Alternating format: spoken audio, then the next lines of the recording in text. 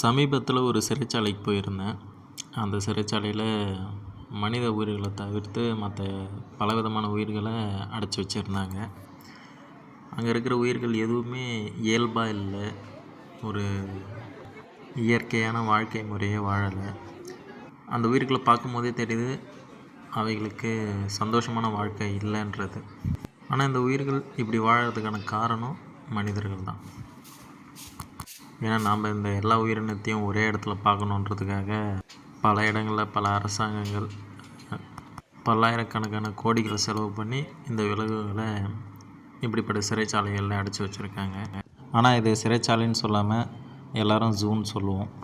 நீங்களே யோசித்து பாருங்கள், நம்மளை ஒரு இடத்துல, அது ஒரே வீட்டில் ஒரு 20க்கு 60 இல்லைன்னா ஒரு 40க்கு 40 இடத்துல நம்மளை விட்டுட்டு அதை தாண்டி வேறு எங்கேயும் வெளியில் போகக்கூடாது. ஆனால் நமக்கு தேவையான நம்ம சாப்பிடக்கூடிய எல்லா விதமான உணவும் அங்கே கிடைக்கும். அப்படின்னும் போது அந்த இடத்துல நம்மளால் எத்தனை நாள் வாழ முடியும்? ஒரு வாரம், 10 நாள் அல்லது ஒரு மாதம், 100 நாள் கூட வாழலாம். ஆனால் அதுக்கு மேலே இந்த உயிரினங்கள் பல வருஷங்களாக ஒரே இடத்துல வாழ்ந்துக்கிட்டு இருக்குது, மிகுந்த மன உளைச்சலோடு.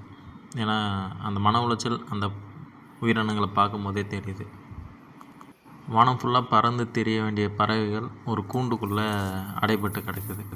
ஏன்னா இந்த பறவைகள்லாம் ரொம்ப அரிய வகை பறவைகள், திரும்ப பார்க்க முடியாத பறவைகள். அதனால் கூண்டுக்குள்ளே வச்சு நம்ம அவைகளை அழகு பார்க்குறோம்.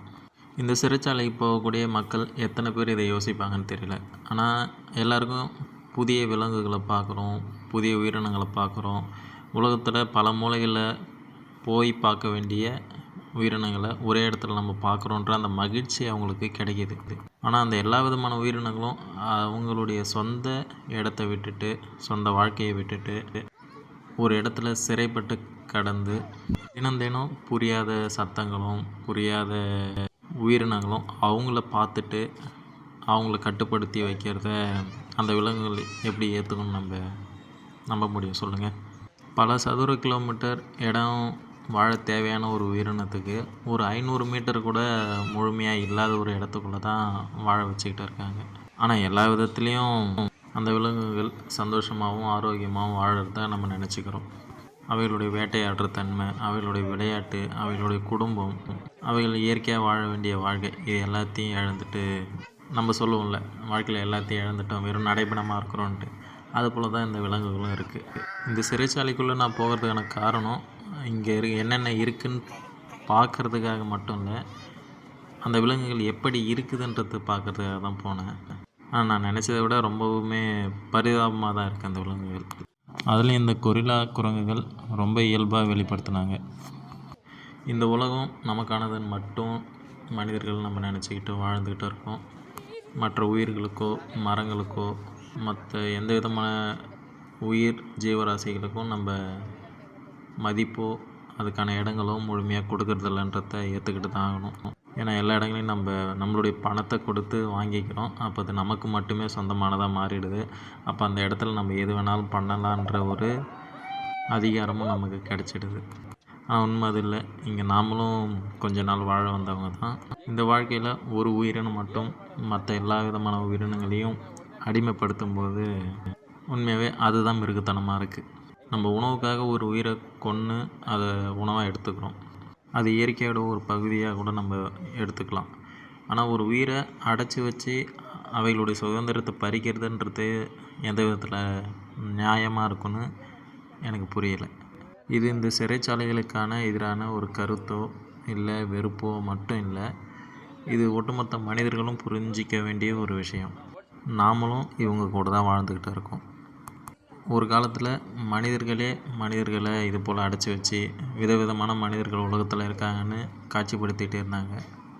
காலங்கள் போக போக மனிதர்களுக்கான உரிமைகள் ரொம்ப வலுப்பெற ஆரம்பிச்சது. அதனால் மனிதர்கள் இது போல் கூண்டுகளில் அடைச்சோ வியாபாரமாக விற்றோ காட்சிப்படுத்துறது, பயன்படுத்துவது, இது போன்ற விஷயங்களெல்லாம் தடை பண்ணாங்க.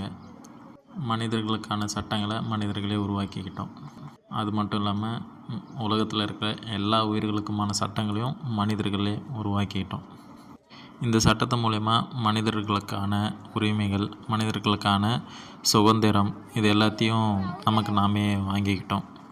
மனிதர்களை காட்சிக்காக அடைச்சி வைக்கக்கூடிய அந்த முறையும் அடியோட அழிக்கப்பட்டுடுச்சு.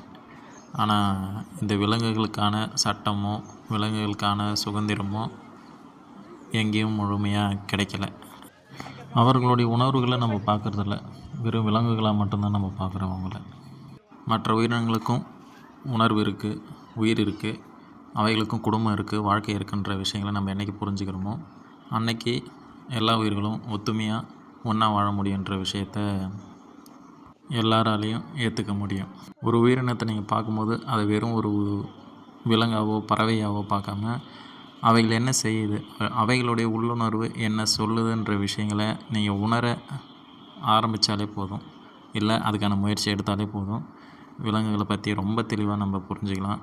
அவைகளுடைய உலகத்துக்குள்ளே நம்ம ரொம்ப வேகமாகவே போகலாம்.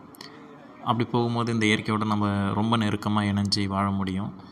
அதனால் இதன் பிறகு நீங்கள் இது போல் சிறைச்சாலைகளுக்கு எங்கேயாவது போனீங்கன்னா கண்டிப்பாக அந்த உயிரினங்கள் என்ன விதமான மனநிலைமையில் இருக்குதுன்றதை கவனிங்க. நீங்கள் கவனித்தாலே போதும், கொஞ்சம் கொஞ்சமாக அந்த உயிரினத்துக்கான சுதந்திரம் வருங்காலத்தில் கண்டிப்பாக கிடைக்கும். சுதந்திரம் இல்லாமல் தங்க வீட்டுக்குள்ளேயே வாழ்ந்தாலும் அது சில நாட்களுக்கு அப்புறம் நரகமாக தான் மாறும். அதுபோல் தான் இந்த இடமும் இந்த உயிரினங்களுக்கு தங்களுடைய சுதந்திரத்தை இழந்த ஒரு நரகமாக அமைஞ்சிருக்கு. இந்த உலகத்தில் நமக்கான உணவு, உடை, பாதுகாப்பு, நமக்கான அறிவு, திறமை, நம்மளுடைய வளர்ச்சி எல்லாத்துலேயும் நம்ம முன்னேறி மற்ற உயிரினங்களோட ரொம்ப முன்னாடி நிற்கிறோம். மனிதர்களாகிய நாம் ரொம்ப வேகமாகவே இந்த உலகத்தில் எளிமையாக வாழ கற்றுக்கிட்டோம்.